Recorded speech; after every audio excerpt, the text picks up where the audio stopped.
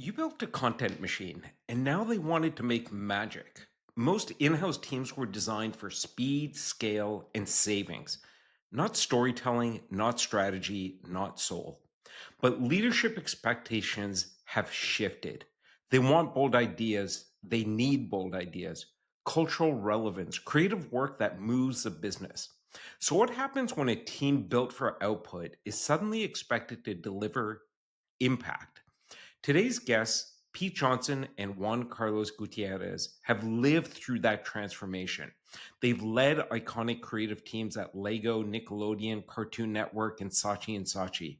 And now, through their firm, Love and Respect, they help in house leaders turn production units into brand engines.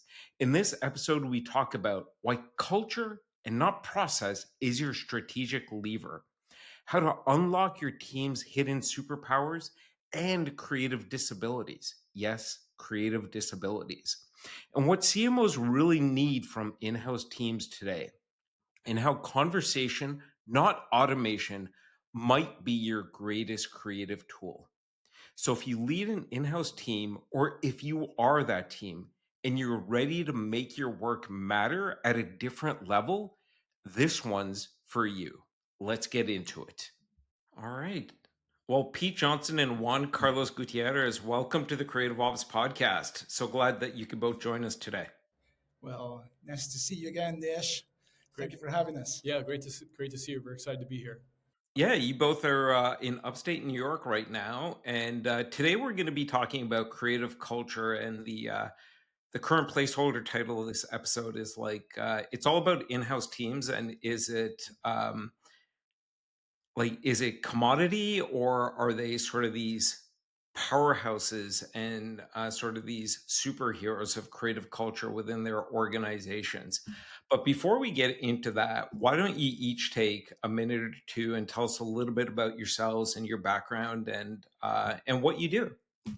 All right. I'll go first. Yeah. Okay, good. My name is Juan Carlos Gutierrez, Zorrilla Delgado Monroy. I'm very proud of all my names, but if it makes it easier, just call me Wasabi. That's what my close friends actually call me. My background, I am Colombian, raised in the whole enchilada, as they say. I grew up in Colombia, moved to the United States at a younger age, like 14, 15. I found myself wandering the world right away after high school. I joined the United States Navy Armed Forces for a 9-year hitch, which opened my eyes to the world, really, and the world as a community, as a culture center.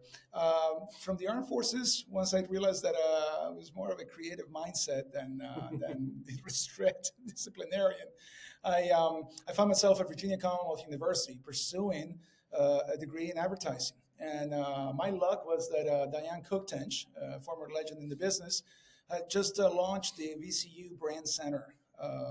They call them back in the day the VCU Ad Center. I was one of the 5 guinea pigs for that program. And at the end of that program, I didn't feel like I really had the portfolio that I wanted, just simply because there wasn't enough time for me to build it in the 6-month program that we worked at VCU. So I found myself at Miami Ad School. I was in literally the first couple of graduating classes of Miami Ad School. Back when I had my office at Nickelodeon, I used to put very proudly my 2 certificates on the wall that told everybody that I was an overeducated creative more than anything. From Miami Ad School, I lucked out and landed a gig at Y&R back in 1997, I think. I landed at Y&R because of the tremendous culture that this organization had back in the day. I was very attracted to it. I've always been about culture. Yes, I have a creative ego, but I managed to keep it in check. So I did 10 years there, and I thought that was done with the business, and I was getting curious about other stuff. And then I met this guy right here, Pete Johnson, and Pete offered me an opportunity to collaborate with him at Saatchi under Tony Granger. When I said yes, it was the most amazing couple of years that I had in my career, because he totally flipped. It was like in the Renaissance era at Saatchi back in those days. And from Saatchi, then this guy took me over to Nickelodeon, and we did about 12 years there. And from there, we ended up at Lego. And now, Love and Respect. But I'll pass it over to Pete to give you a little background on him and maybe expand on some of those things. Sure. Well, I mean, he learned advertising in academia. I learned it on the streets, the mean streets It's of true. Atlanta at Cartoon Network. I started my career in the entertainment side, so I came to advertising through in-house environments, and our careers are kind of mirrored up to until we met. And so I started in advertising, doing content creation for Cartoon Network, and did that for 10 years. It was an amazing creative environment, and that's how I got to Saatchi, and that's where we met, and that's where my advertising career kind of really got its full education. This guy's made me a much better creative and also much better human, and that was the beginning of our relationship in 2006. Weirdly, we have some things in common. I'm half Ecuadorian. It's the country that you don't really hear about often, but just south of Colombia. My mom was Ecuadorian, and my grandparents, and we have a dairy farm there now that he's visited. Beautiful, beautiful. Wow. Haven't been in a couple years, but my siblings and my cousins that are there help run it remotely. What else can I say about me? You can find all the CV stuff on LinkedIn. And then I'm a volunteer firefighter up here in Stuyvesant, New York, in upstate New York. I've been doing that for about 2.5 years, almost 2.5 years, and it's been very fulfilling. And when you talk about community, that's something that when I came back from Denmark, and moved back up here, that's something I was missing was community. And I don't know what prompted me to go walk into the firehouse and ask if they needed a 55-year-old guy to start becoming a firefighter, but I did, and it's opened up my life tremendously. Not only just my he actually calls me when he gets called to a fire, and his wife and I have talked about it. We both get like this because we're like, okay, text me as soon as you get back home. Sometimes it's hours. It's crazy. Anyway, but yeah, I'm fully trained and it's exciting, and it's just an amazing world that I never was exposed to, and some amazing people up here. And I highly recommend it to anyone listening or watching. In the United States, anyway, 76% of fire service is totally volunteer, and they desperately need volunteers. And you can do what you can. It's great. If you can do it, you can do it. Yeah, if I can do it, you can do it. Anyway. All right, cool. Well, there's a lot in there, and you guys mentioned some of my favorite words: community, culture, creativity. And let's dive into the sort of the main topic today. And it's really that word culture. So the two of you and your company, you work primarily with in-house teams. You're running in-house teams at Lego and a couple of other places before starting your own firm. And I think today in-house teams are sort of in this interesting state of transition. There's more and more investment in in-house teams. A lot of that investment initially starts with thinking of the in-house team as sort of a easily accessible and perhaps a cost-effective production c- capability. Um, but the two of you have a different perspective on in-housing. And if I'm sort of getting um, this sort of view incorrect or not doing it justice, please correct me. And one thing I talked to both of you about is sort of your belief that it's really culture, creative culture, and not process or efficiency that really becomes the key driver to creative excellence. And that is something that is becoming or should be becoming increasingly important to brands that are investing into in-house teams, is not just for the easily accessible production capacity and capability. It's really that center of creative excellence for the creative work for the brand. And maybe then we'll also talk a little bit about how that might also then be leveraged for diffusing creativity as a superpower across the organization as a whole. But let's start there. Like, why do you focus so much on creative culture, and whereas others might be focusing much more on process, on efficiency, which is still important? Yeah.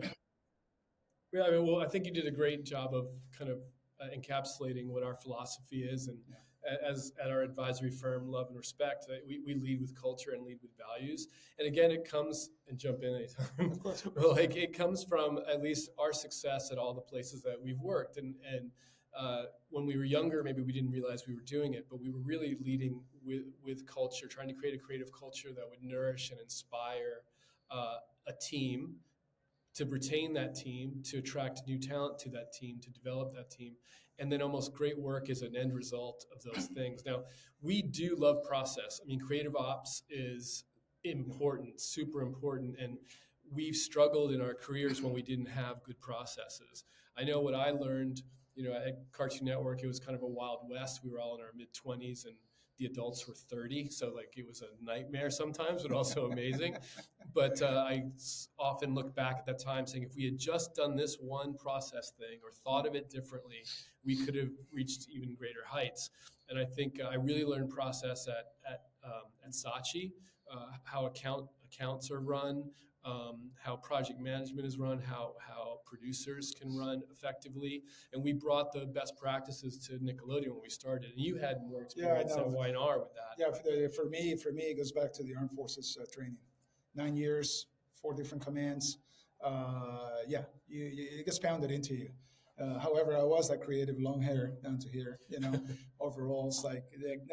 I always enjoyed talking to my clients, and you get a new client, you go to the first dinner that you have with the client, and you want to get off the subject of work, and people always ask, so what's your background, Juan Carlos? And when they tell them that I was in the Armed Forces, wow, that changed people's perception. You've seen it happen a couple of times. No, but in all seriousness, the Armed Forces was great training. But even arriving at Young and Rubicon back in those days, Young and Rubicon wasn't the most sexy, super creative agency back in those days, 97 to 06, 07 when I left. But what there was in there was definitely a rigor for production. We had what I would argue was the best production department in the city, in any agency, hands down. Can you go to ran a tight ship, and all you had to do is watch all the producers that I grew up with.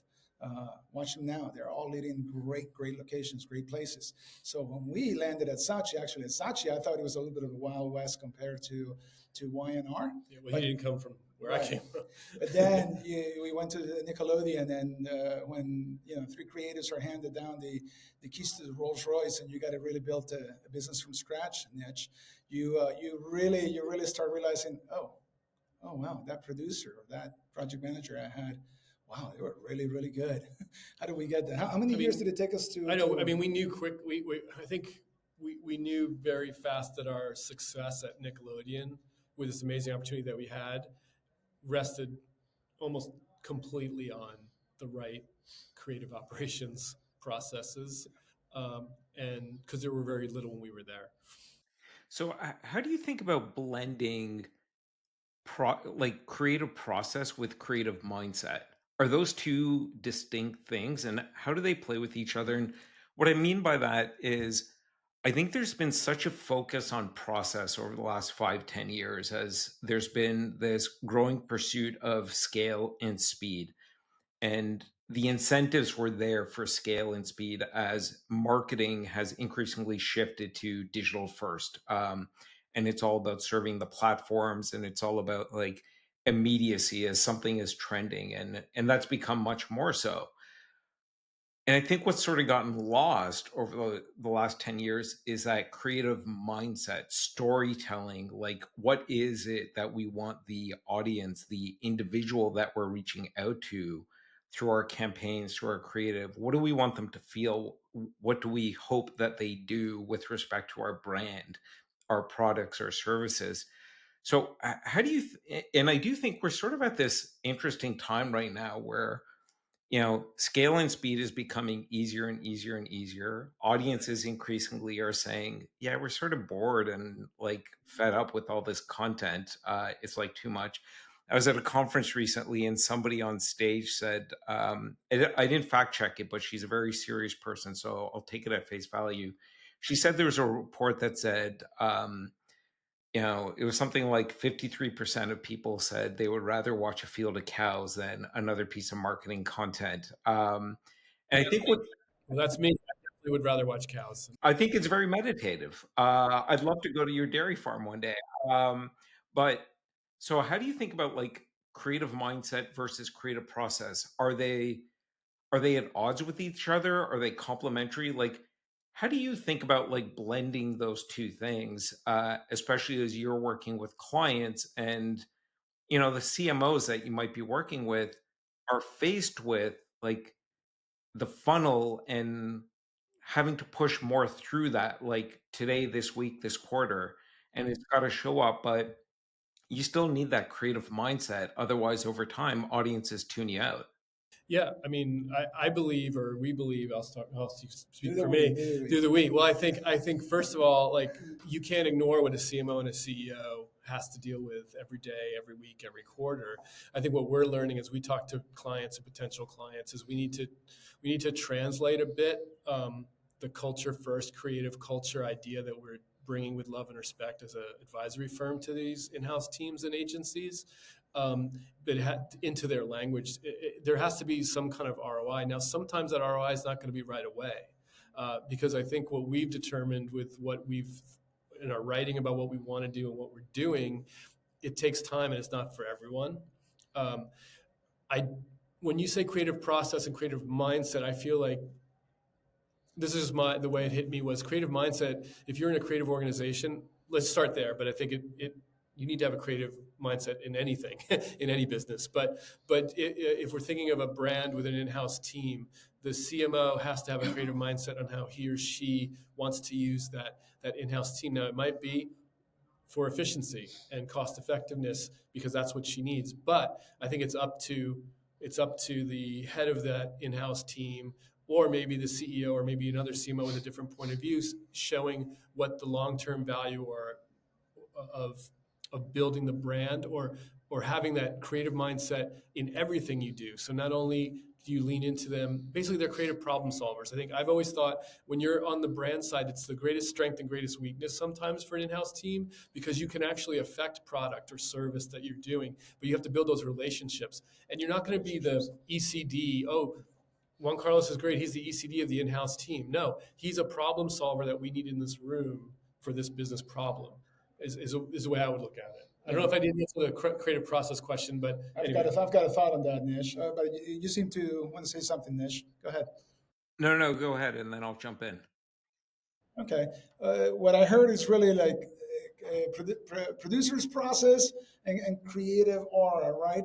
And to me, at least because I feel like I was classically trained, there's no separation. As a matter of fact, the old teams used to be art director, writer.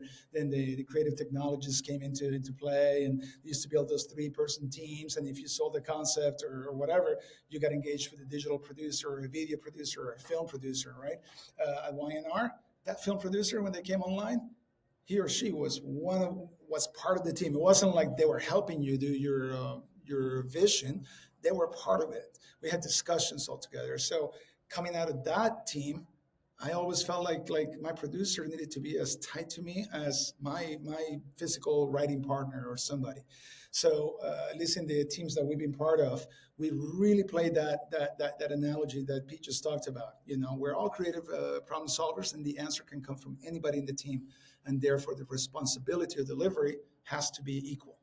Yeah, I love you're saying that because like process itself, and I'm going to say something about process is probably going to get me in trouble with everybody listening. But before I get there, I think process itself can also be a creative endeavor, right? Like to your point of that you both made is you can apply that creative mindset to anything. And I'm going to assume the two of you also firmly believe every human on the planet is innately creative. We're all born with the ability to be creative. We each have to find the right medium. For me, it's actually podcasting. And because I'm horrible at like expressing my creativity in other ways. Like I failed grade 9 art in high school. Like my teacher used to laugh at what I drew because I'm a Gen X kid and you could laugh at kids back then in school. But I think it can all be creative, but there is this continuous tension, like for in-house teams, for agencies, between like process, which really is sort of in pursuit of scale and speed, and really about moving the needle on the funnel. And that creative mindset, that sort of, I don't know if it's fair to say that more pure creative work, it's about building the brand, something that will have long-term compounding returns. But I actually believe it's impossible to measure the ROI of that. And I think it's almost folly to try and do that, because it's almost like, to me, that's like marketing or brand faith. You just believe it, but you can't see it. You can't put it on a spreadsheet. You go, this will be valuable in 5 years, 10 years, 20 years, 30 years. And if we are truly committed to the long term, then we invest in that. And I'm wondering increasingly if both of those can coexist within the in house team, or if they need to be pulled apart. Mm. Interesting. I mean, when you're talking, I think we found we have to have an answer in a more immediate terms, like on the ROI on what we're trying to provide for our clients. But when you said that, it struck me like that's a great way to put it. I think it's almost like how they find exoplanets now, like that are really far out. Like they can't look directly at it to tell you it's definitely there. They have to look at a star and wait for the light to change. If the telescope is aimed at the right angle at the right time and it happens enough times, like, oh, there might be a planet of this size that's going around, so you can't really look at it. If you look at it directly, you don't see it. So I think that's there is no tangible, like, immediate stuff, immediate result on the ROI sometimes, but we're trying to find what that answer is. And I think, again, in our experience, we never thought of operations as separate. So and this might have been our own limitation of the language or the idea, but if we were at Nickelodeon and we had a briefing and we had 48 hours to come up with an idea, and then we had to pitch it to marketing, and sometimes it would be this quick, and then we'd have 2 weeks to put together the production, and then we'd have a total of 5 more weeks to shoot it or something crazy, right? And it'd be on the air in 6 weeks or 8 weeks. We would have to come up with, I mean, the guiding principle we had was, what's the best we can do? What's the best creative idea that satisfies the business challenge of the brief that we can do for the budget and the time we have? So we're not going to say, oh, it'd be great if we had more time and more money, we'd do this. So we had to have a creative process, and this is not operations really, but that he developed, which is kind of a 48-hour, like, go away, figure stuff out. We had a writer's room approach too. So a bunch of people in a room together, coming up with no egos, helping each other on a brief, and then come back in 48 hours with, like, nuggets. And then the ECDs would kind of pull out, okay, this has potential. This one might be the better idea, but we don't have enough time to develop this one. This is going to take too long. By the way, that takes time, actually, what you're saying, because you make a lot of mistakes along the way. We got super greedy at the beginning at Nick. We would have, the briefs that we got were just so amazing, but the budgets weren't there. As many in-house people can affect. The ambition didn't match the brief. Exactly, right? But something that I learned from Pete back in the day, he has this demeanor, very humble, very straightforward, transparent with clients. And instead of pitching ideas that we were like $500,000, $1 million, he would figure out how to get out of the clients, how much money do you really have for this? All right, let us come back and we'll bring back what we can do. And many times what we came back with, clients were like, whoa, this is way more than I expected. So we approached it as a one team, one solution driven. And I think, this is not a unique thought, but, like, creativity needs restrictions. And I don't mean that process is restrictions, but it is kind of guardrails. You're kind of always going out of process most of the time. But if you're adrift in the offshore a little bit, you can kind of see where the beach is, where you should be, right? And I think what we found too, what we did at Nickelodeon, what happened at Cartoon Network even before that, Lego was a different animal, but everyone that touched the project was part of that project. It wasn't a conveyor belt. It was like everybody was on the briefing right away. And everyone had a vested interest in how that project came out. And so if you're a project manager, a producer, a creative, if you were the ad salesperson, we wanted you to be proud of that spot. And in our team, we would have people that weren't, quote, creatives, but maybe on the process side or the operations side, talking about their favorite work that they were part of. And that makes the creative team look at process in a different, like a seamless way. It's invisible. It's part of what we do. There were some agencies that I was very inspired that back when I was in the agency side that had their account executives actually carry a portfolio of the work that they actually help sell or shape. We talked about doing it with our team for a bit, right? Especially with our project managers, because our project managers in our outfit at Nick had to do both account management and PM, right? And they were our first line of defense when it came to the ideas that we were pumping out. I would always be like talking, doing our creative session, and as soon as we concluded and we picked that 1, 2, 3 things, so I said, please go straight to so and enroll them on the idea. It wasn't about share the idea, enroll them in the idea. I want that account executive, I want that producer feeling the idea. And if they don't feel the idea, then we need to make them feel the idea, because that's how collectively everybody stands up and picks up every corner of the table, Nish, and you just run with it. So I think you guys are sort of like hitting on what I'm getting at is I do think there's a pretty big difference between mindset and process, because I think what process has become is very regimented. Pete used the term conveyor belt. And in a lot of in-house teams or external agencies, creative is run like a conveyor belt. And there was a time and place for that. And I was part of advocating for that, way back in the day. And back in the day means like 5 years ago. But I think it's more the mindset now that I think is critical. And that's why I'm fascinated by the work you folks do at Love and Respect is you go into these organizations. I think what you're looking for first is like defining what their current creative culture is and how is it serving or not serving the brand for what they need to do today and over the long term. So talk to me a little bit about like when you walk into an organization, what are the questions you're asking to sort of determine what is their creative culture? Like, how do you go about defining a creative culture? So somebody's listening and maybe running an in-house team and they're not yet ready to bring in a firm like yours, but they want to define their creative culture so they can go, look, I wrote it down. And we all agree this is our creative culture. Like, talk me through that. Sure. Well, follow me on this. Yeah. Okay. So I think it all starts with conversations, and I think obviously you talk to the stakeholders, and he or she's going to say, "Here's what I think is wrong or right with our creative culture." Usually, it's what's right with the creative culture, and then you keep going down the levels, right? To see and not only within that in-house team, but then who works that in-house team. Right, you're going to get the truth is going to be somewhere in there. I think what we find is through these conversations and this early assessment, you find the delta, but where the work is the delta between what the person that called us thinks the problem is and what the people doing the work think the problem is, and it's a miscommunication. I mean, you a lot of what we do, we follow like the 4 agreements basically. That book, the 4 agreements. If you're familiar with it, I don't know you want to. Yeah, well, we can talk about it a little later, but the 4 Agreements is one of those books that I received at the Burning Man Festival. I've been going out there for 15 plus years now, and many of my friends out there know that I spent my retreat time at Burning Man, not just partying, that's part of it, but also reading and educating myself and going to a lot of seminars out there.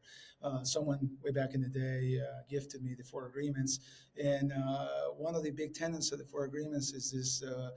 Be impeccable with your voice. In other words, it can be interpreted as being transparent, be clear, be concise. Because when you're concise and you're able to just speak the truth about stuff, then people really loosen up. And if you're doing the job of listening really carefully, it's exactly what Pete said. You'll discover what the leadership actually wants and desires out of it. But then the reality comes in when you really start having this conversation. So I think it's like being a bartender, right? You're sitting there when you're bartending or a barista, and you're having a conversation with somebody. You have to be able to like loosen them up a bit, meaning like get them to trust you. So it's about that relationship work. And why I brought that up for you was like just the communication, right? So there's always, I mean, one thing he shared with me years ago. So much so much tension or conflict is just a miscommunication. And I think that what our job as an advisory firm is to find out like where are people missing what's actually going on, and then we look at one question. Let's say we're talking to the CMO or the CEO. Why do you even want an in-house team? Like what was the genesis? Why did you say yes, I need an in-house team, or I want an in-house team, or I want my in-house team to be better? If it's solely cost efficiency and effectiveness, right? Okay, then that's going to dictate the type of people you're going to bring in, and I would argue it also dictates the type of work you want to do. And just to touch on the AI stuff that you've been talking about, Nish, like maybe that's a different type of an in-house team, right? Because I think what we're trying to do with Love and Respect is help brands and creatives have rewarding, fulfilling, creative lives and through creativity solve problems, business problems. And if your business problem is just cheapest and fastest, maybe you don't need a human doing that. You know? Do so on that, if I can step in here, do most CMOs actually know what they want their in-house team to be, and have they got it properly aligned to what the business needs? Because what I'm hearing from you is, if what you want is like scale, speed, cost efficiency, that's perfectly fine, but just make sure you're set up for that and not trying to pretend to be something else. Yes, or I think in one of the people we're talking to, the reason was that, but now the ambition is the flip of that. Like now I want all these people that we hired to do this type of work, this certain level of work at speed and cost. Now we want them to do all of our brand work.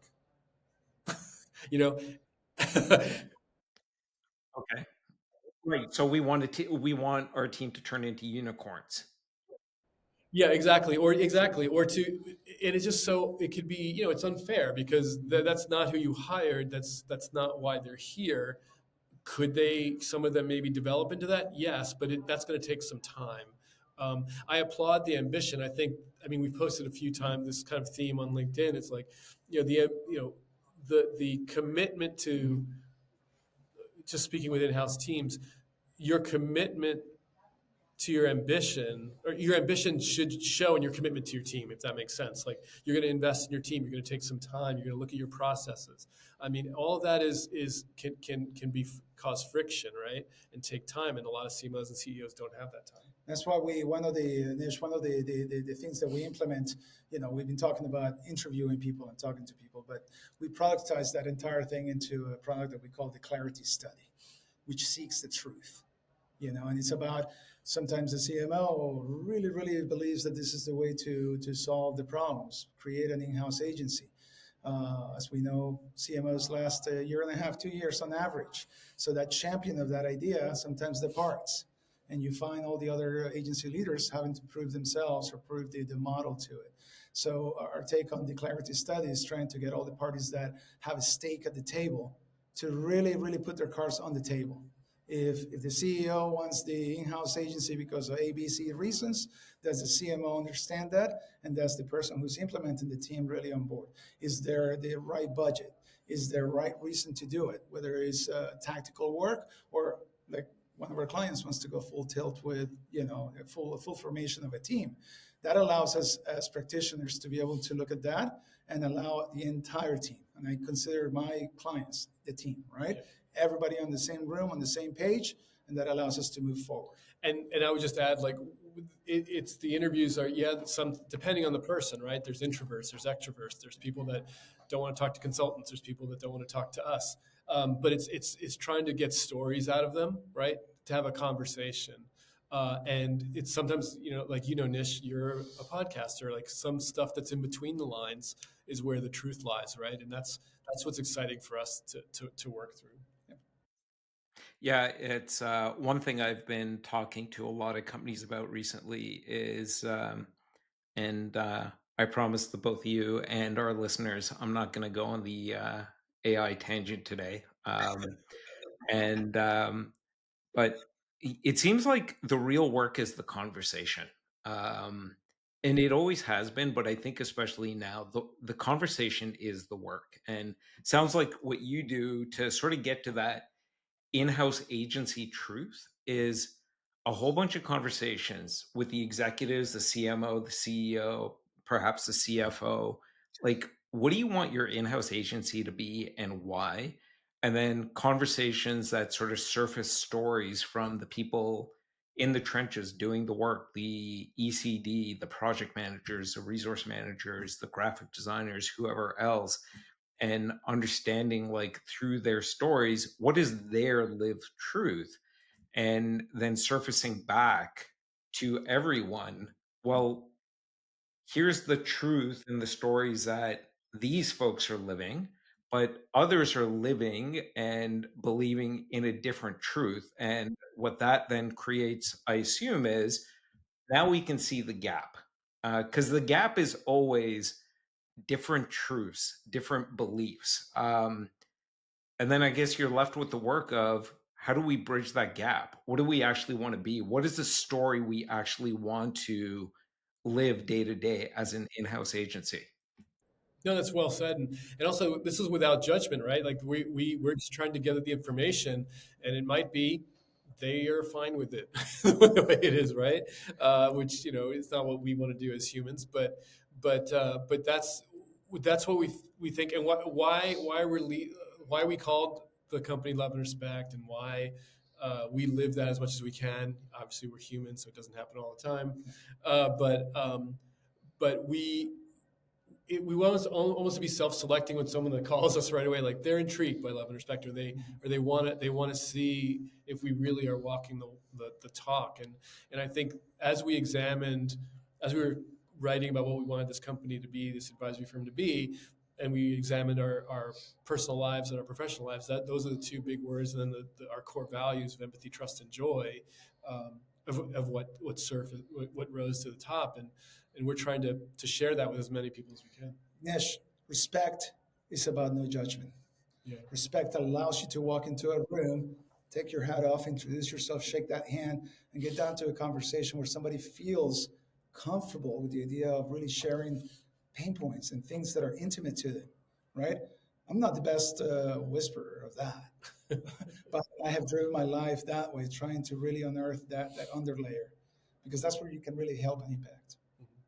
Yeah, and the more we can show up in any facet of our lives without judgment, the better, I think the better life we can live, right? Because then we can truly be ourselves and let others be themselves with us, whether it's in a one-to-one conversation or a group or whatever it is. And that's true in our professional lives and in our personal lives as well. And you've both used the word human multiple times. And can I call you Wasabi, or do we need to do the full podcast before I can call you Wasabi? Okay. I have to call him Juan Carlos, but that's fine. Okay. All right. Wasabi, when Pete was talking about his background, he was saying you helped him be a better creative and a better human. And when you and I were speaking previous to today's recording, you were talking about, you and I had a fascinating discussion about superpowers and disabilities. And I think that is rooted again in getting to know the humans that you're going into and learning about in these in-house teams. And one of the things you're looking for, and I think you're both looking for as part of your process, is what is each individual's like superpowers, and what are some of those hidden superpowers perhaps as well? So can you talk a little bit about that? Because again, like for anyone listening, like it might be helpful for them to like sort of think and go, oh, maybe I need to have conversations like with people on my team and like go and sort of go Sherlock Holmes mode and look for those hidden superpowers that aren't being surfaced. Well, the whole idea really came out of the desert. It was a Burning Man experiment more than anything, called Heroes and Supervillains, a camp that served Burning Man for about 14 years or so. Now it's a worldwide community beyond just Burning Man. And I happen to be the happy bartender, because that was my prior career to get into advertising. And way back when the social media game was about to get started and all that, I kind of started seeing signs professionally that maybe social media, while it's kind of like a Trojan horse, it's supposed to connect you more. But I was attesting the idea that maybe connection was just something that people thought it could become, not be real. So Heroes and Supervillains was the idea of getting 120 people to come together and camp at Burning Man, and being able to get people at my bar to sit on one side of the fence over the other one, and me bringing it together as a practitioner, as a bartender, right? And we discussed many awesome subjects at that bar. And eventually, through that, I realized that every camper that came to Heroes, they had to wear we only had one requirement at the beginning, which was you had to buy this cape, and the cape had two sides, the good and the bad. And my only ask when you camped with us was the moment you stepped away from the trailer or you came out of your tent, you had to choose. You had to be that character or that character. And Nish, I got to tell you, I had some amazing times getting to understand people's characters because they were really projecting on that. All right. So through that experiment, I realized, oh, interesting. What if I went back to my team at Nick and I asked everybody in the team, what is your superpower? And I did this in smaller groups and I started realizing, wow, that person over there claims to be an asshole as their superpower. And of course I got curious. I'm like, what do you mean by asshole? It's like, I ask a lot of questions. And I told myself, wow, this person is really curious. That is an amazing power to have in a creative team. Later on, I found out this person just used the asking superpower just to get out of stuff. You know, you ask enough questions, eventually people don't want to. So they were super villains. Exactly. And so forth and so forth. And what I realized was that when you had to take on big projects or things were dire, like, we're close to the deadline, if I put the people in the room that had the right skill, that I knew it was their big superpower, stuff got done. And even more niche, it was about getting these people to project what their superpower was. So Show it. show it. I lo- I love that because, and I would encourage anyone listening, like, go and find out your team's like human superpowers, because we live in such an algorithmically driven world where the way we approach not just creative work, just work in general, is like we got to do all this stuff. And then if we're leading a team, whether it's a team of creatives or marketers or salespeople, we decide who's going to do it in a very algorithmic way. Who has time available, who's sort of like a Photoshop level 4 versus 5 and things like that.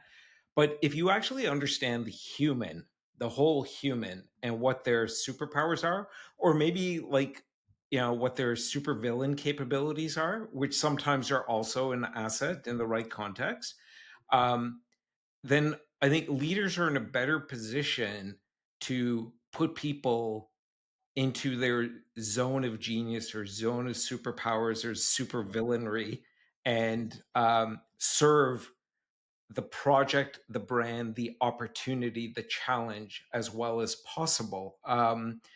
And that sort of takes me to the next. Again, you both, your whole approach. Sorry, yeah. Hold on a second. You got to tell your audience what your superpower is.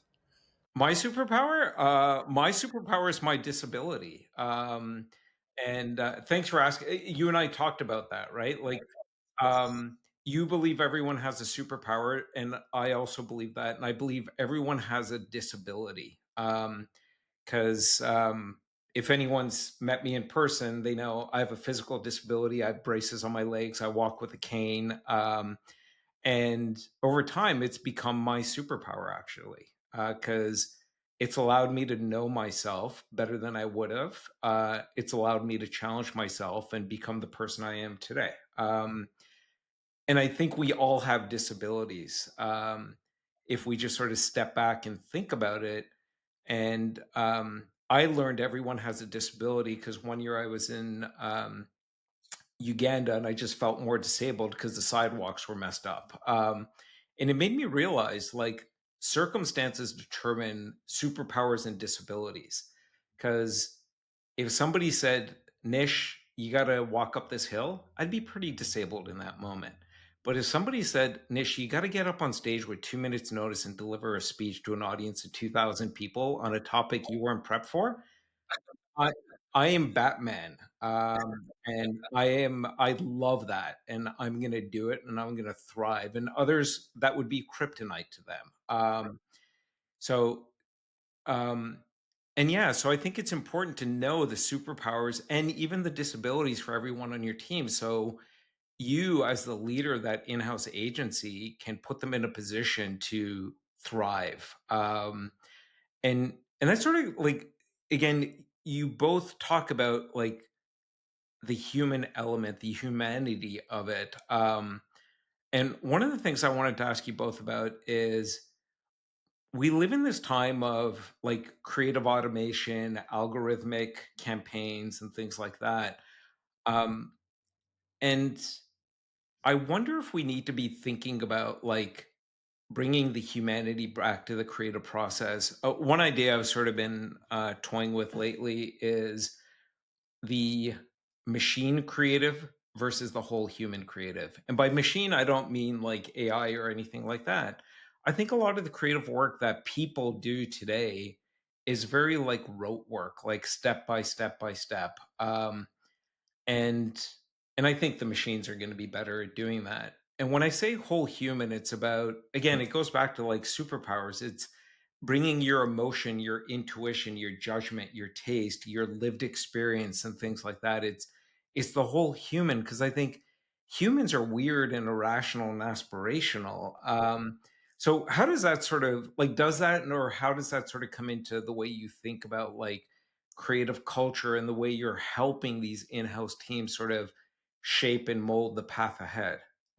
I mean, there's tons in there, and thanks for sharing what you shared. He shared it to me before in private, but that's great that you did that. I think, and the word is now, not cool anymore, but diversity, right? Like diversity of background, diversity of experience, diversity of point of view, age, gender, everything for a creative team. You want different perspectives. And I was like pleasantly surprised when I landed in Denmark and I had mostly Danes on my team, but I had a few people from Romania, Argentina, India, Southeast Asia, um, Spain, and I'd worked with people from different places before, but in the U.S., this is my first time outside the U.S. working and living, and I was just it was so refreshing to have someone that didn't grow up in New York City to talk to, whether or not they were from different part of the world, but were living in New York City for 20 years. Yeah. It was just a different perspective and you'd heard different stories when we were in between work and just hanging out. Like, I think find those differences in your team because that's the superpower of the whole team is how they move through the world. I mean, neurodivergence, has come to the forefront in the last few years, and rightfully so. The oversimplistic way of talking about it would be, say, introverts and extroverts. And back, at Nickelodeon, introverts, like I didn't realize we had so many introverts on the team, but like when Juan Carlos kind of uncovered that and we uncovered that, we were I'll just speak for myself. I love performing. I did stand up comedy for 11 months. Back when I started out, I love presenting ideas. I love getting in front of a room. I would rather be prepared. I don't know if that might be my kryptonite. I like to at least to know what I'm talking about more than 2 minutes before. I don't mind big crowds, but I realized that I was sharing information to my in-house team, presenting to my in-house, interacting with my in-house team, just projecting my extrovert persona onto them. Like, well, this is how they want me to be talking to them all the time. They want me to be verbal, and they don't need to see any visual things. And they're going to tell me right in the moment what they're thinking. So that was an education that I had, and I think those are superpowers and different ways of moving through the world that you should identify in your teams, because not only do those particular members of your team may feel overlooked, they may have to put on a mask when they come to work because they don't feel psychologically safe. And I think psychological safety is also really important. But for us, a creative culture is one that, like I said at the beginning, nurtures, inspires, and develops, and is a safe space. And a safe space meaning when you're not at your best, also a safe space when you fail. You're not going to get penalized. You're going to move the team forward. And I'm babbling now, but I'm just fully an advocate of that. Like Juan Carlos at, I don't know, one of the places you worked, talking to, we'll just leave it at that, talking, doing Zoom calls with people, realize that maybe some people weren't actually, they were presenting a slightly different version of themselves. And that's totally understandable. Some people want a very clear delineation between work and personal life. But if you've got like a really expensive piece of art on the wall or crazy amount of vinyl records behind you and you never talk about music, that's weird. And so like or that was a way in, like, where he would ask about the records behind you, or why is that bike, I noticed that bike is always there, do you ride, like, and then it opens up a whole new part of the person again. And it may never really like hit the work, but it's a deeper understanding of the people. Nish, what Pete's talking about is you got to do your homework. Any industry, right? It's not just a creative team. It's any team whatsoever, right? Whether you inherit the team or you're building it, meaning you're interviewing people because you want to come on. You have to work hard at trying to help that person that you're having that conversation with to facilitate the unveiling of who they are. Like if they want to do it. If they want to do it, correct. But I think particularly in the creative end, it's important to understand that if you're a creative director, because stories is what moves emotion, in my opinion, right? And human truths is really our anchor in terms of how we carried our careers in terms of storytelling. So often when we are interviewing a candidate for a team or what have you, the portfolio, okay, I don't even look at the portfolio That's first. great, yeah, wonderful. I want to fall in love with the person, right? So I'll go to the about in their website and I look, and I did it with you, Nish. I was like looking down, I looked at your first role and I saw this thing that you love dogs. I love dogs. And remember? And that's how I went right in there and I went to, tell me about this thing you wrote. You didn't even remember writing it, which was hysterical. And you went back and then I got to know you a little bit. And then I opened up and you opened up. And there's no magic sauce. It's just common sense. It's curiosity. No, it's again, conversation is the work. And by work, I mean like work should be a joyful human experience. If it's not a joyful human experience, then it's just like it's conveyor belt, it's algorithmic. And that's going to get commoditized. And there isn't value in that. And again, what really keeps coming out as we're sort of talking about this meta topic of creative culture as it pertains to in-house teams is it's like humanity is sort of the through line. It's a superpower that really needs to be embedded into every in-house team that is going to be a great in-house team. Uh, it's it's the humanity. It's the people. And I think I would add, I agree 100%. I would add, it needs to be an intentional decision to do that and to celebrate that and to elevate that. It's not just going to happen because you have a collection of people together working towards the same thing, right? No, you're right. It's like any other relationship. It takes work, right? And you got to, it's not a one-time thing. It's an ongoing thing. And I think that's one of the things that's sort of gotten lost in terms of what leadership is. But I think it's going to come back in a huge way now because all the algorithmic work, the machine work, um, the machines are actually going to do it. So what's left? It's the human work. And Pete, you're talking about like, thinking about things like psychological safety and things like that. So what are you seeing with in-house teams? Like they measure all sorts of things like, utilization, cost efficiency, all the things that end up on a Cost avoidance is a big one. exactly everything that ends up on a spreadsheet, right?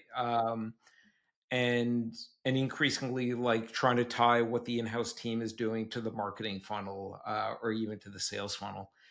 But are you seeing in-house teams measure the quote unquote softer things? And I hate that term softer things because I actually think it's the hard things, like psychological safety, like burnout, like are people actually in love with the work that they're doing? Do people feel seen?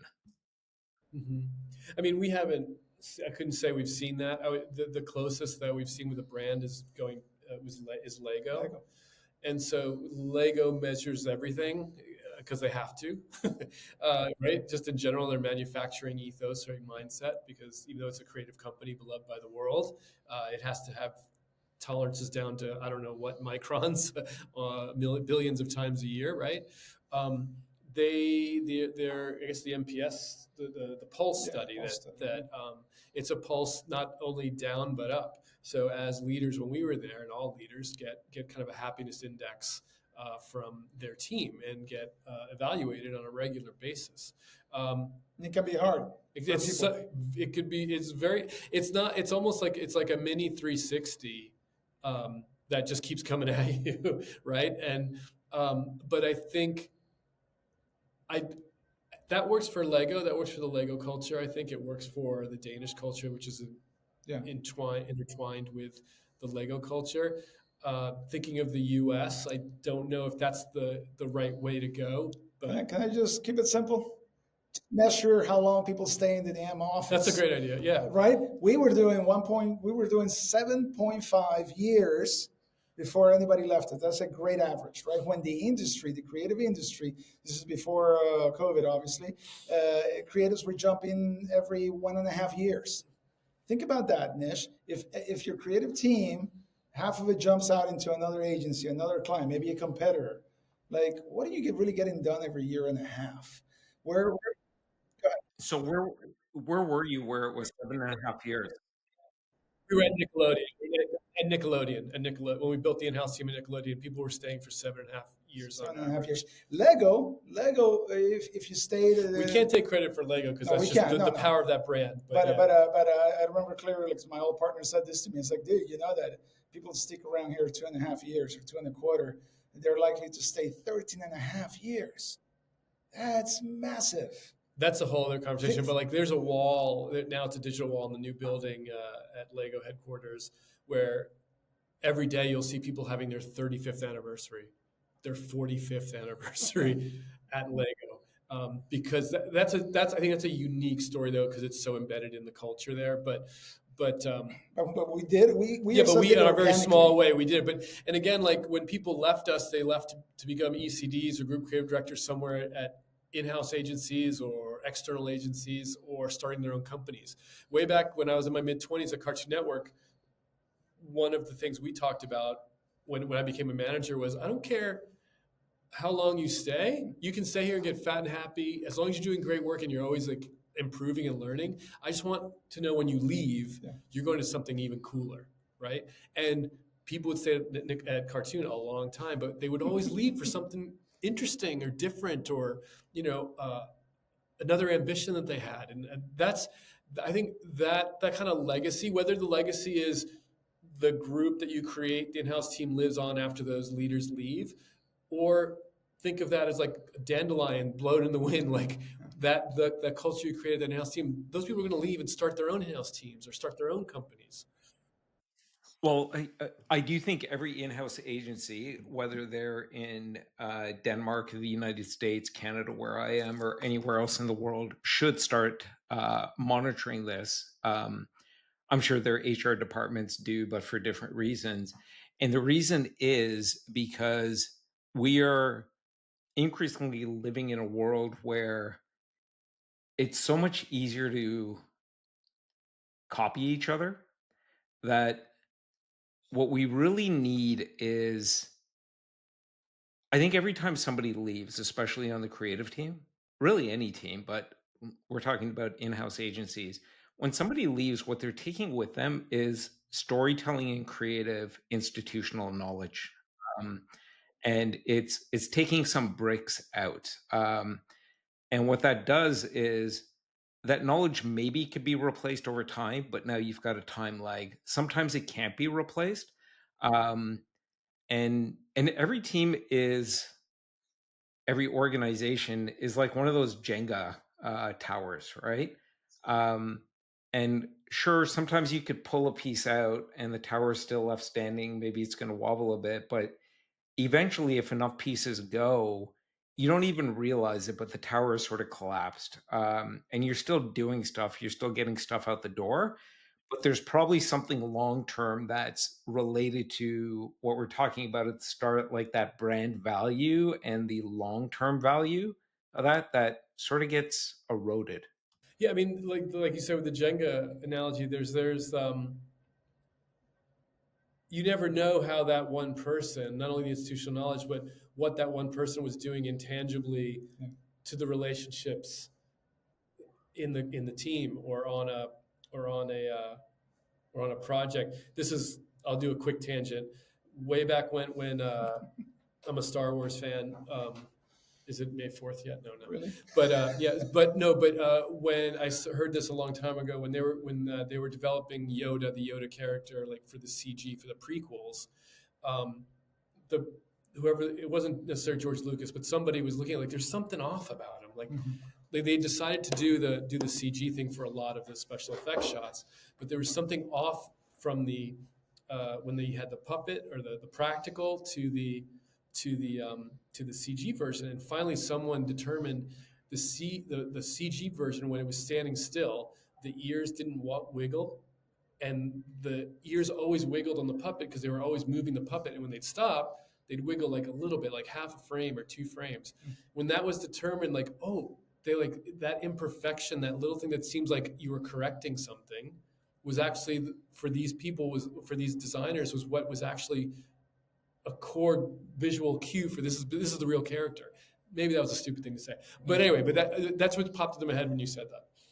No, I mean, it's true. It's like, only somebody who was there would know that. Otherwise, it's going to take a long time. And I'll also say on a tangent that there was a lot more wrong with the prequels than just that. Uh, Yes, do that. No argument there. so let's sort of come back to a couple of more tactical things. You work with a lot of in-house teams. You run in-house teams at Lego and Nickelodeon and other places. Often the in-house team sort of ladders up to the CMO. What does a CMO wish that the in-house team leader or in-house team in general knew? Like, if that in-house leader could sit in the CMO's head for a day, what would they be hearing?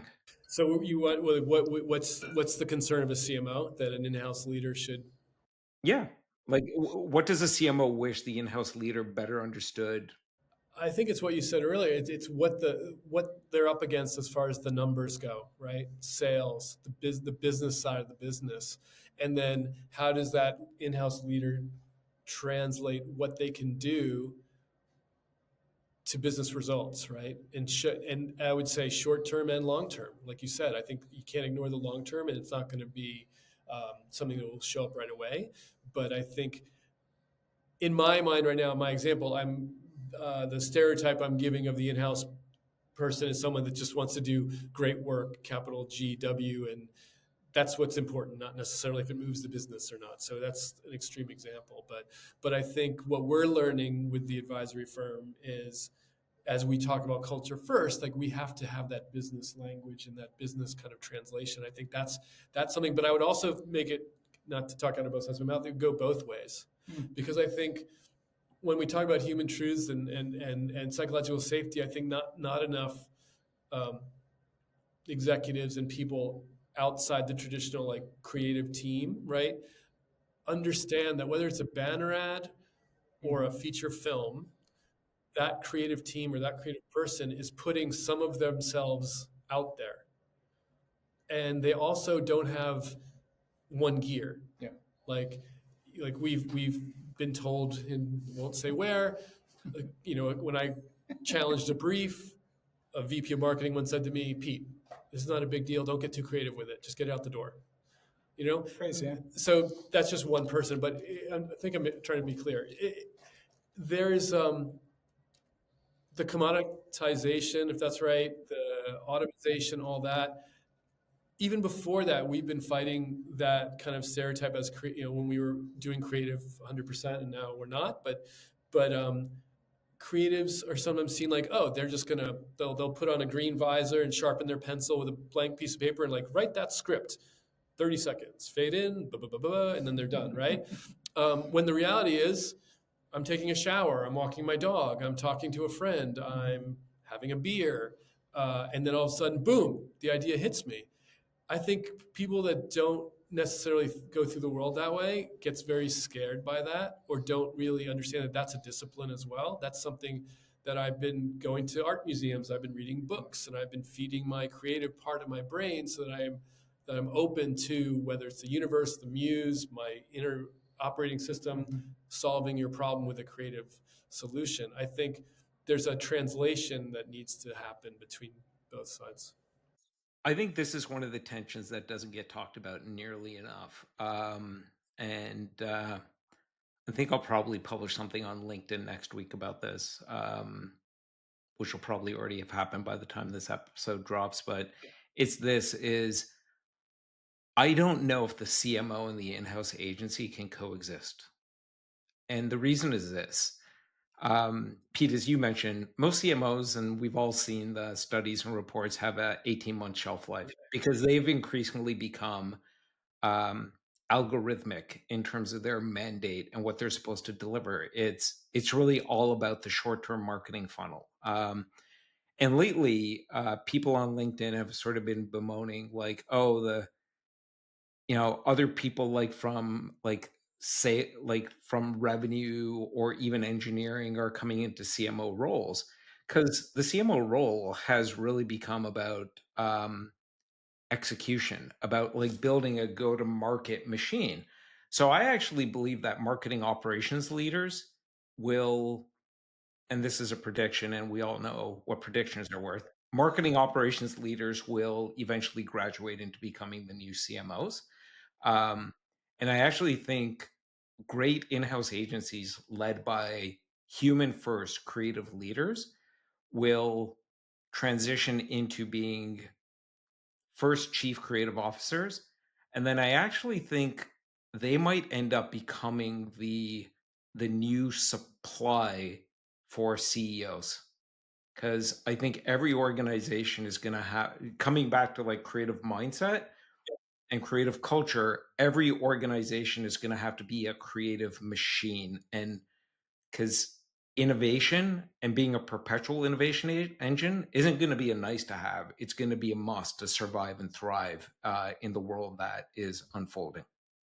Well, I wholeheartedly endorse that. I mean, I think, again, starting my career at Cartoon Network, when I was the in-house team there, it was the promo team and the content creation team, but we were our own silo. We had a chief creative officer, and that chief creative officer reported into the CMO, or sorry, to the president. And that was didn't realize I was going to spoil my whole career. By the time I left, we were under marketing, and then I'm all for chief creative officers at companies and brands leading the creative teams and being part of that C-suite. I love the idea of them being CEOs. I mean, we won't name names, but there's been some like really amazing advertising creatives that stepped into kind of chief CEO roles, right? Yeah. Creatives, at least in advertising and some brands, that it didn't quite work out. And I think that's because they're just the first. They're just the first wave. Yeah. I think to your point, I think, and what we're saying, like you have to speak that language of business.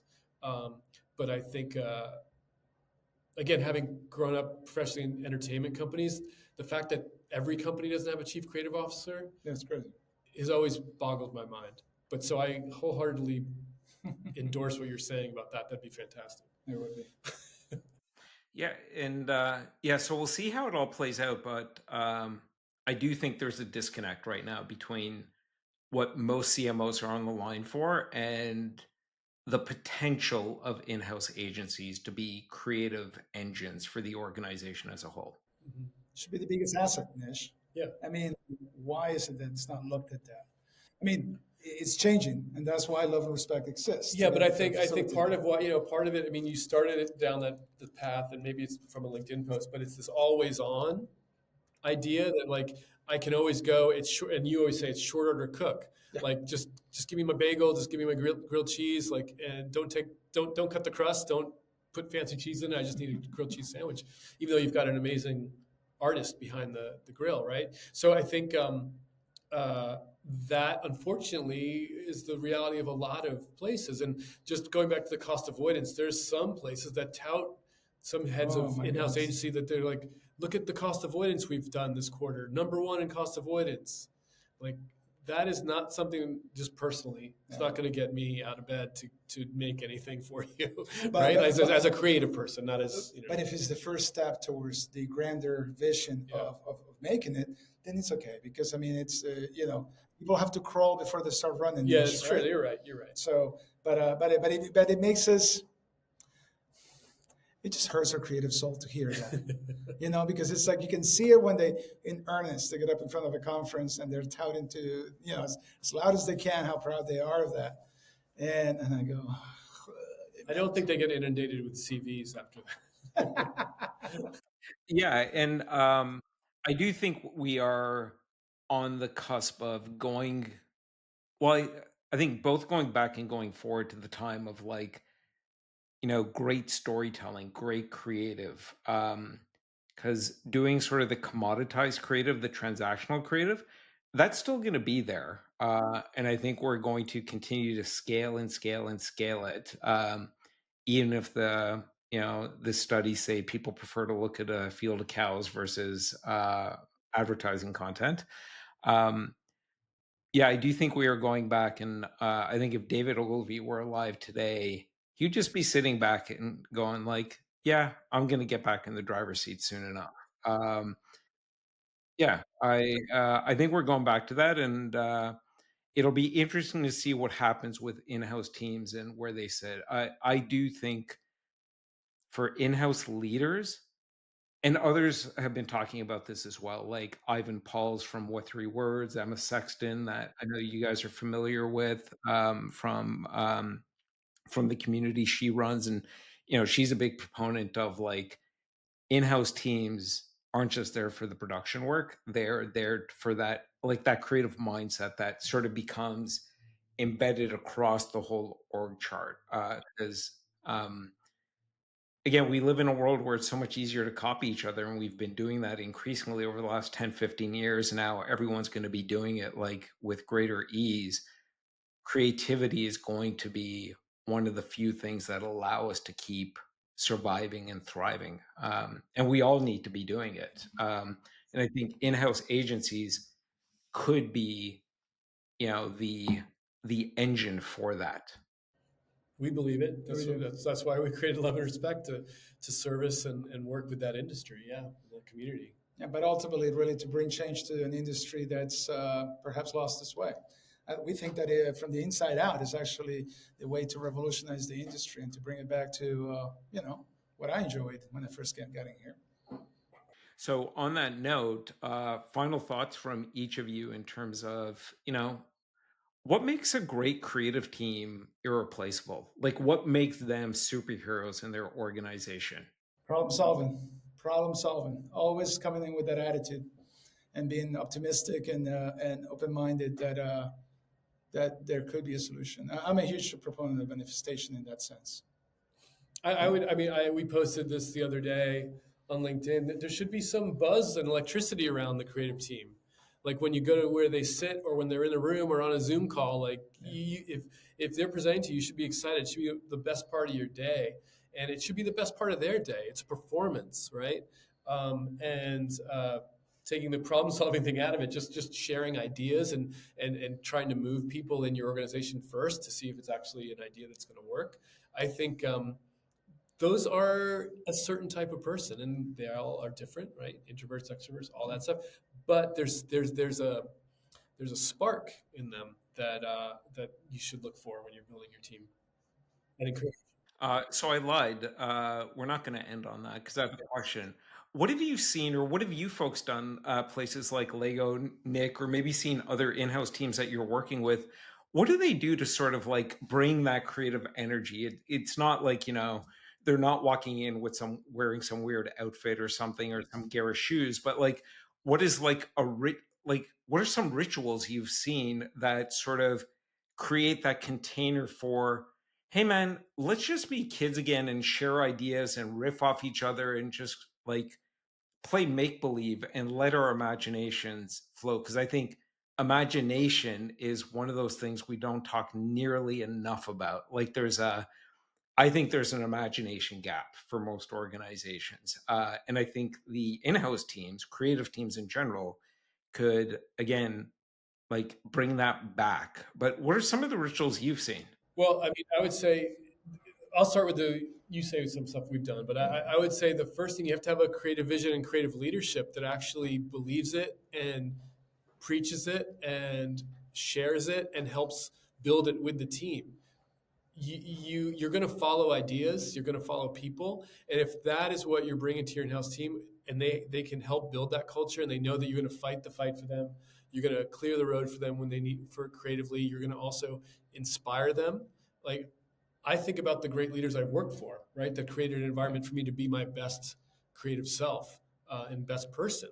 That's what I think. It comes down to creative leadership. What we've done is we've done some silly things, some crazy things. I mean, bow tie International Bowtie Wednesday. Eh, gosh, you're gonna laugh at this one. And it's all tied in back to solving the problem. Well, you know what? Actually, let's talk about Darts. floating. Darts. Oh, darts. Do darts. Darts is good. Yeah. Well, actually, both of them are really, really, really, really good. Listen, we in our firm we have a division of health and wellness, and people are going, "What do you mean by that?" Well, what you mean by that? Again, the Burning Man Festival gifted me a few things, and those secrets were really about stress management. When we were at NIC, our team was very small. Three teams doing at our highest point about 700 briefs with all variety of sizes and shapes. That was one crazy year, though. Yeah. But with that in mind, we realized that from experience at Y&R, I experienced stress and what it does to the body. You know, losing your hair when you're, taking a shower, weight gain, et cetera, et cetera. We started seeing signs of that within our team. I spotted signs of that on Pete. If you can imagine me losing my hair. But one year when we had a production shoot with a very important client out west, and I needed Pete fully on. And I noticed when I landed and we met up the night before that there was something off with him. And I took a chance. We were just, we've known each other for a couple of years, but this is a point of flex time in our relationship where I kind of looked at him and I went past the professional line and I said, "Are you okay?" And he expressed that he was dealing with some heavy stuff. He didn't tell me what. And then I offered something out of my Burning Man bag, and I said, "Hey, if I can take you to an experience at 5 a.m, if you meet me in the lobby, would you come along? Would you be curious about it?" And of course, Pete said, "Yeah, I'm in." And what I did is I took him to sensory deprivation tanks. Floating in Venice. And I explained to him that this was taught to me at a Burning Man, and that I have found a lot of peace, and I had found a lot of opportunity to mentally do a lot of thinking in those tanks. And so I took him in. An hour and a half later, we came out, or 2 hours later, we came out. He looked at me like I had three heads and goes, "How much would it cost to get one of those chambers inside our offices at Viacom?" It was too much money, Nish. Spoiler alert. Yeah. However, what a big ritual came out of that, because I had treated him to that. I invited him to that. Nish, if I invite you for a beer, I'm going to pay for that beer. And it's a very Latino thing that we do. And so we got almost in a back and forth. No, I'm going to pay. No, I'm paying. And then the idea occurred to me. I said to people, "Well, if you think this is really powerful, do you think it's powerful enough to share with the team?" Because it was a little kooky, a little weird at the beginning. You have to get naked, Yes. So at work. At work. And he said, "Deal." And then next time he came to LA, he brought our executive producer, blew his mind. And then that executive producer took the next producer he brought to LA. And so over a year, the entire team went floating. And it became a seriously awesome ritual. It always paid forward. I mean, that's just one, right? And then, I mean, another thing we did also at Nickelodeon was passion projects. Again, the more we learned about people, and we were very busy, so they didn't have time to work on things they really wanted to work on, like for their next gig or not even a side hustle, just something they were interested in that fueled them and nourished them creatively. And so we created a passion project every 6 months. It was twice a year. myself and my five creative directors, we each gave $100 each, a cash prize. Nickelodeon or Viacom gifted us a $500 gift card each time, so twice a year. And basically, it was pitch. You have 5 minutes. We went to a bar. You have 5 minutes to pitch your passion project. The only restrictions were it can't have anything to do with the work we're doing. It can't be nonprofit related. We didn't want to pull on tug on any heartstrings. It just had to be something that you're into that you need some funding for. We funded a travel agency. Yeah. We funded a book. We funded an art exhibition. A brewery. A micro is a nano brewery. Anyway, so the team would come together. We'd have a nice afternoon out. Then we would judge them, and some people just would do it as a lark and just as a funny thing. Some people had pitched like soup ravioli, like soup dumplings, but with ravioli. They had some funny visuals. Anyway, so we all get together, didn't talk about work. We all got together and saw what other people were into and what got them excited, and we just had fun. So we got to the other layer of humanity, the one that people, rightly so, because corporate America has done this idea of like, this is how I show up to work. But due to what we had been building, we were able to very quickly get to that. And I think that was one of the keys for the 7.5 years. Yeah, and the other prize was I took your cube and you had my office for 5 days and my executive assistant, and I did not have my executive assistant for 5 days. So twice a year is miserable. So I love all those stories. I love the sensory deprivation tank for many reasons, but two I'll share. One is it's counterintuitive for creatives to like shut everything off, right? And I think that's amazing to do, and we should all do it. Like one of the things that's been most beneficial to me in life is meditating and journaling, because you get quiet. And I think when you get quiet, you actually get to go inside yourself and learn yourself. And what are you actually thinking, and why are you thinking that, without like the swirl around you? And I think that will then show up in the way you approach life in general and the work. And to me, it's almost like we are talking earlier in the conversation about, if you're going to invest in brand, it's impossible to quantify it on the spreadsheet. You just have to believe. And it's just like, if you're going to invest in, paying forward, or just the whole team going to sensory deprivation, there's a belief it's going to pay off for that individual and for the team and the work as a whole. But you can't put it on a spreadsheet and go, oh, our sensory deprivation budget was 10,000. We got $100,000 worth of creative value. Because you believe, and it is deeply human to do that. Like how Juan Carlos, you did it for Pete, and then Pete, you paid it forward. Like that is very human and amazing. And I love the idea of like, what's your passion project? What do you want to fund? It's almost like your own little mini Kickstarter within the team. And it's a way of sort of understanding different dimensions of the individual, like, and their superpowers and their passions and like the whole human, right? Like, oh, you're into brewing microbrews and things like that, or maybe you're into wine or something else. And just the conversations it must kick off, and just understanding each other and what that does for like team cohesion versus, let's go sit and let's do an offsite at a cool boardroom, but we're just going to be at a table the whole day and going through flip charts and stuff like that. Let's do something that is like more personal. Exactly. We ended up using that. I just remember, I'm going to say this story real quick. In our second year at NEC, we were writing some great ideas, but unfortunately they were dying on the legal team's desk most times. and our leadership got together and we were like, okay, what's going on here? Who is the culprit? Who, we're trying to figure out how to solve it. You know how we solved it? It wasn't our fault, clearly. It was about relationship work. We started realizing, hey, let's give ourselves a little more time to have a conversation with the attorneys. Have our project managers really identify what is so important about this project and why that comment from legal really deflates that idea, right? And then pretty soon, you'd be surprised, within our team, our production team was into darts. And they started having afternoon dart games in the office, which normal, I guess, for any creative outfit. You have the ping pong tables and what have you. What blew my mind was that these producers that were going in to talk to the attorneys in the morning to talk about the boards and why that comment, may or may not derail this spot, were inviting those attorneys to come play darts. And you know how expensive attorneys can be. So, and Pete and I observed this and we're like, whoa, that is an interesting notion right there. And what happened is producers started talking to attorneys. They started trusting our producers.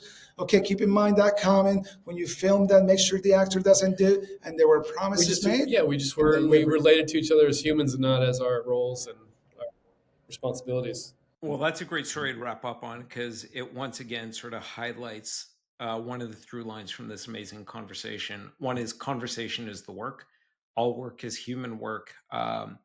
And anyone listening who their executive team is saying, you got to come back to the office, say, I'm excited to come back to the office, not to sit on Zoom calls all day long, but to do the human work, to have conversations, to play darts, to build those relationships, because it is the relationships, the conversations, and the human work that will propel us forward and allow us to do amazing things as individuals, teams, and organizations. And that has never been more true. So, Pete, Juan Carlos, thank you both very much for doing this. Keep doing what you're doing because I believe in-house agencies are sitting on an Everest of potential, and we are at an inflection point, and I think they can play massive roles in their organizations beyond just the way in-house agencies are currently defined. They could be the creative fuel that gets embedded as part of their organization's new operating system. We agree. All right. Thanks both very much. Thank you very much, Nish. Thanks. All right. We'll see you soon.